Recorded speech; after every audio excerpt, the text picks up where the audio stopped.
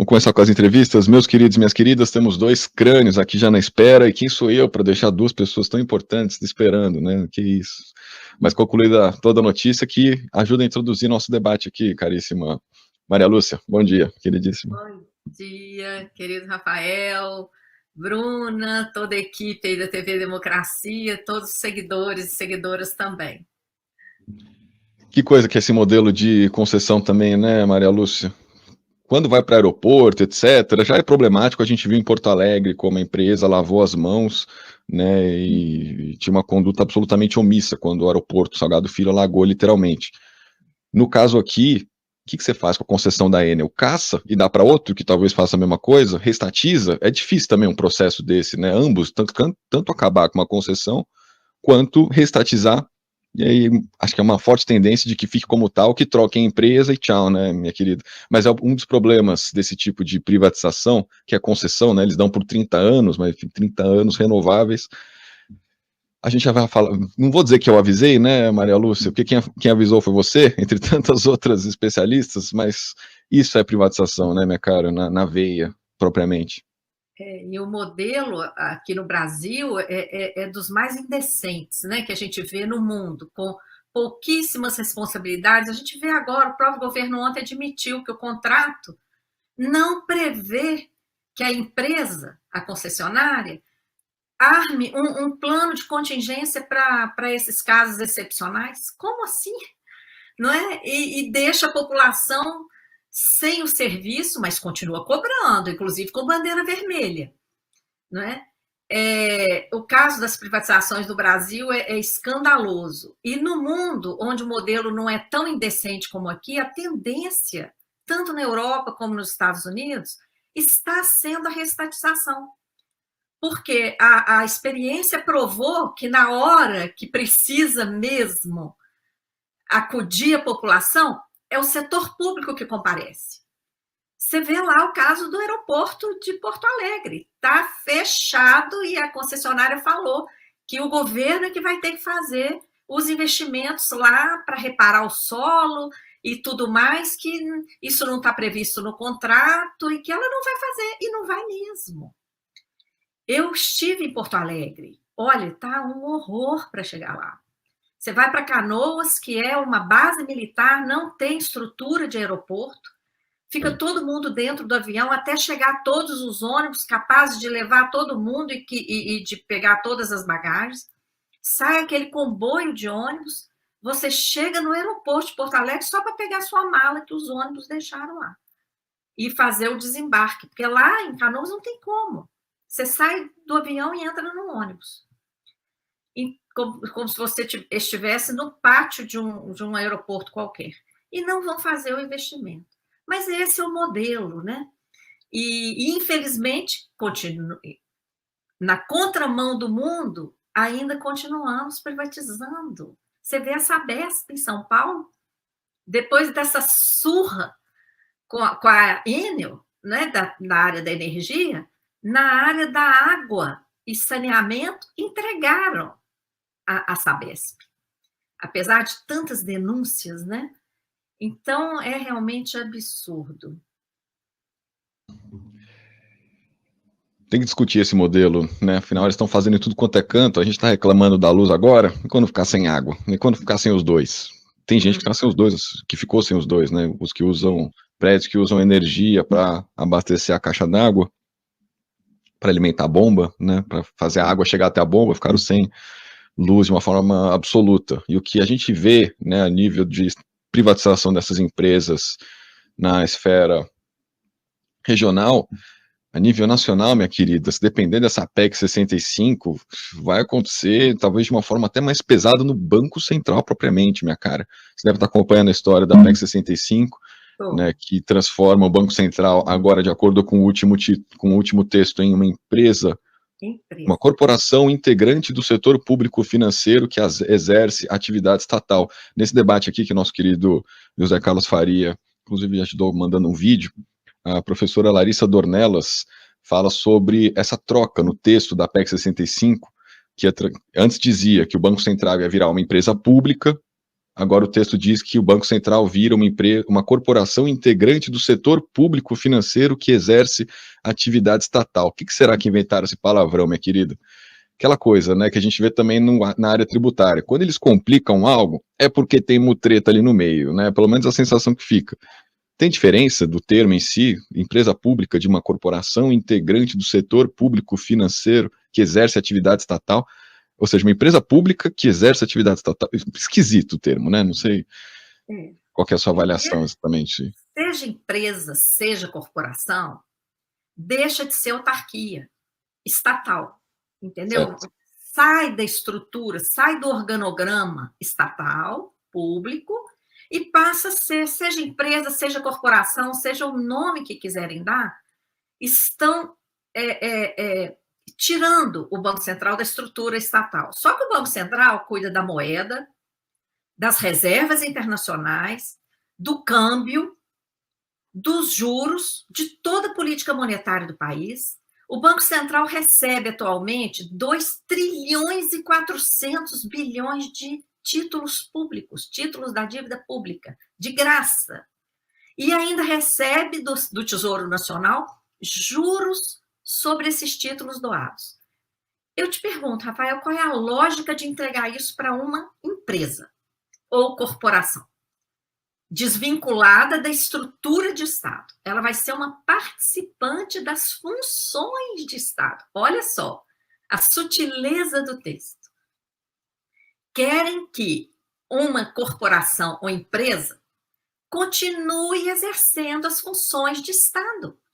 Incluir essas funções de Estado aí exatamente para essa empresa continuar recebendo a bolada de títulos, a bolada de juros, porque o que o Banco Central tem feito com esses títulos e com esses juros? Eu falo isso quase todas as vezes que eu venho aqui. Remunera diariamente a sobra de caixa dos bancos, é a Bolsa Banqueiro. E por que é Bolsa Banqueiro? Porque é um pagamento injustificado. É uma remuneração aos bancos sobre um dinheiro que não pertence a eles. Então, isso aí é, sim, privatização do Banco Central.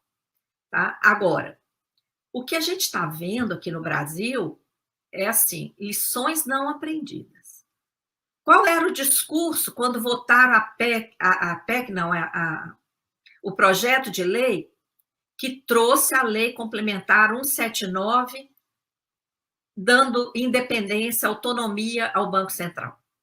Em plena pandemia, lembra?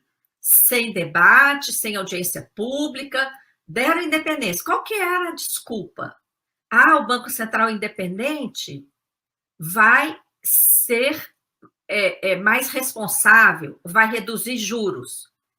Olha o que a gente está assistindo. Agora, por exemplo, teve aí a reunião, semana passada, que o Banco Central elevou os juros. Você até me fez uma pergunta, o que o Galípolo tinha falado naquela reunião. Eu não cheguei a assistir, porque eu estava viajando, cheguei muito tarde, a entrevista aqui foi muito cedo.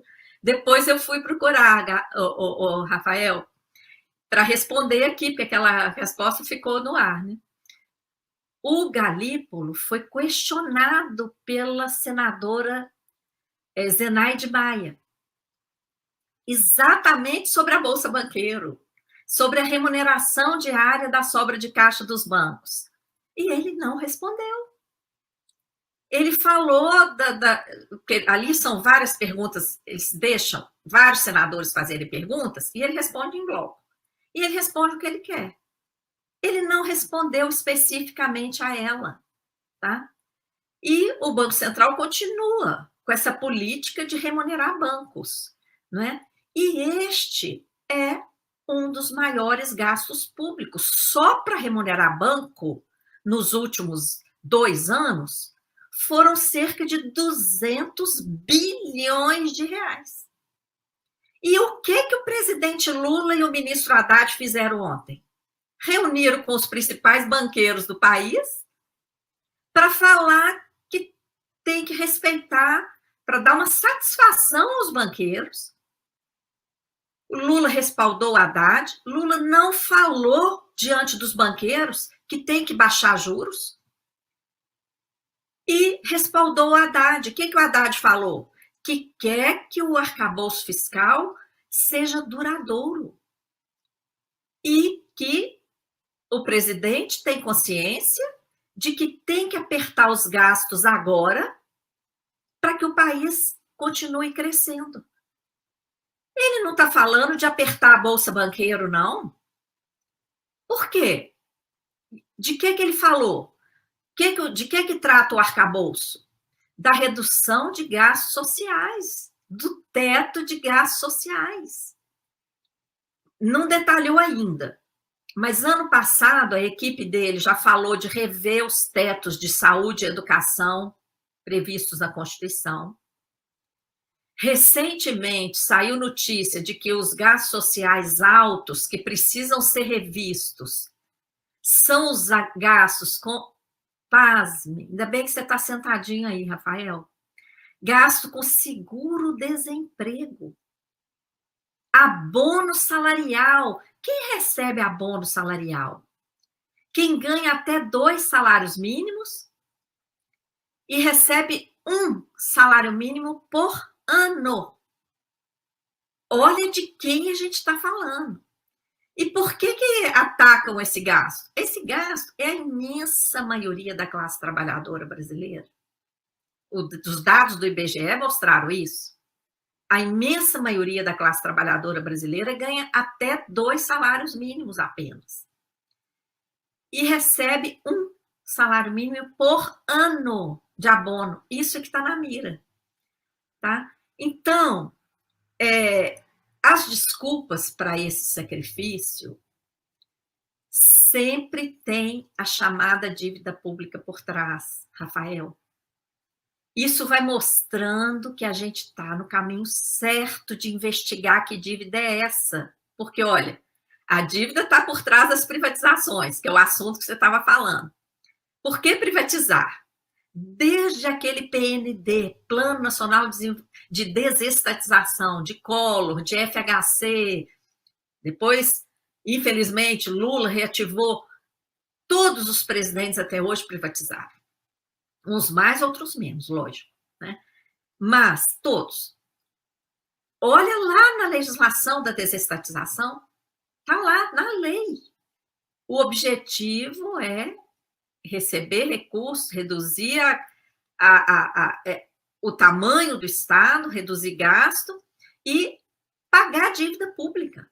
Então, a dívida pública está por trás das privatizações, está por trás do arcabouço fiscal, lá na exposição de motivos enviada pela equipe do Haddad ao Congresso Nacional, que gerou a aprovação da lei do arcabouço, está lá o objetivo de estabelecer aqueles limites de gastos, que manteve o teto de gastos com uma elasticidade ali pífia, de até 2,5% ao ano, era o quê? Guardar, aspas, guardar recursos importantes para o pagamento da dívida pública, fecha aspas. Está lá, por escrito.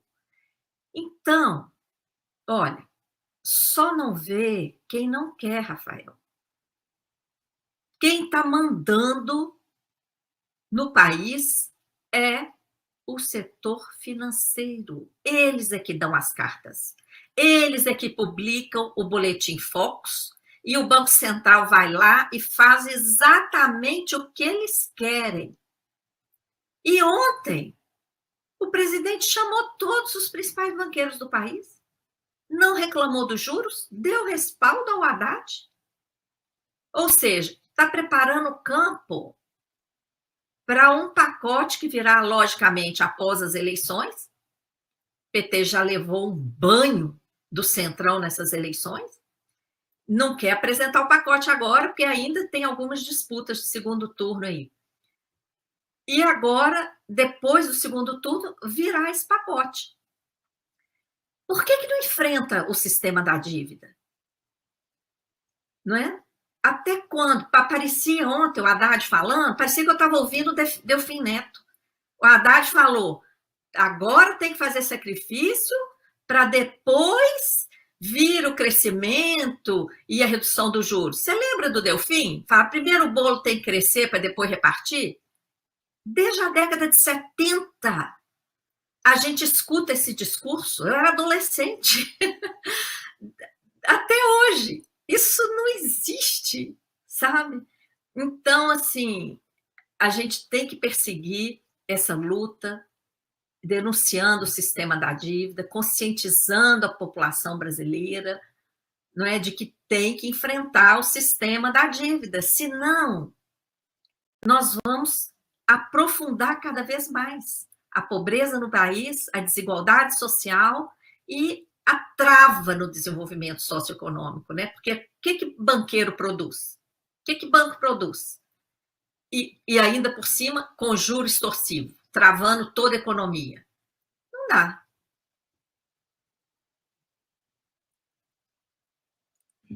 Completíssima resposta, minha querida. Que bom que você puxou lá a fala do Galípolo também. Triste a declaração, mas importante que a gente saiba, né, de todo esse cenário. Sabe, não sei se você viu, teve um debate até interessante lá, bem interessante no ICL, né, ali o Renato Freitas, o Lindbergh Faria, Jones Manuel, e o Jones Manuel falou com o Lindbergh Faria sobre a política econômica do governo. Para o Lindbergh restou, assim, basicamente dizer que o governo não é neoliberal na economia e que aí busca conciliação, mas ele discordou, né, que o governo seja neoliberal e apontou números do governo Lula que são, em geral, positivos, né, não são números ruins. Os que ele listou por ali, claro que ele não listou realidades como você apontou aqui. Mas quero dizer, por parte da própria bancada do PT, restou meio que entregar o dedo, né, que admitir, vou dizer, essa linha da conciliação, apesar que é conciliado até demais, talvez, né, dependendo do ponto de vista, para não dizer que o governo é diretamente neoliberal, né, foi o que meio que restou. Vamos ver o que vem de anúncio depois das eleições realmente, que aí o bicho pode pegar. Mas estaremos aqui atentos também, querida, e te chamaremos certamente para conversar sobre isso. Se tiver algum comentário final, mas já agradeço as excelentes declarações, caríssima. Sim. Eu só queria comentar mais uma coisa, que nessa reunião com banqueiros, Lula anunciou um grupo de trabalho sobre juros, que vai chamar aí o conselhão, né, chamado conselhão, Conselho de Desenvolvimento, que existe no âmbito do governo, né, com participação de vários ministérios e tudo, e ele falou que o Banco Central vai participar desse conselho, e ontem a Auditoria Cidadã da Dívida enviou uma carta ao Lula, pedindo para participar desse conselhão. Por quê? Desse conselhão, não, desse grupo de trabalho que vai debater uma possível redução dos juros no Brasil, porque a Auditoria Cidadã tem um acúmulo nesse tema. Em 2022, apresentamos uma proposta legislativa para limitar juros no Brasil ao Congresso Nacional. Essa proposta foi acatada pela Comissão de Legislação Participativa. O relator, inclusive, foi um deputado do PT, o Pedro Czai, de Santa Catarina. A proposta legislativa foi colocada em votação nessa Comissão de Legislação Participativa, foi aprovada por unanimidade, Rafael. Foi uma das sessões com maior participação da comissão. Sessão, assim, com lotação completa.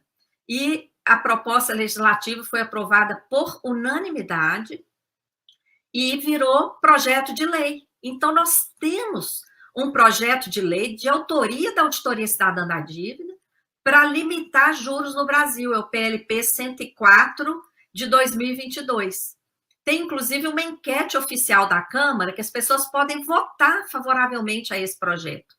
Nós vamos colocar em destaque lá no site da auditoria essa enquete, para todo mundo que está nos ouvindo aqui hoje, depois acessar lá o site da auditoria e as redes sociais também, para votar nessa enquete, porque os parlamentares olham para isso, o governo também. Vamos ver se eles autorizam a Auditoria Cidadã a participar desse grupo de trabalho, né?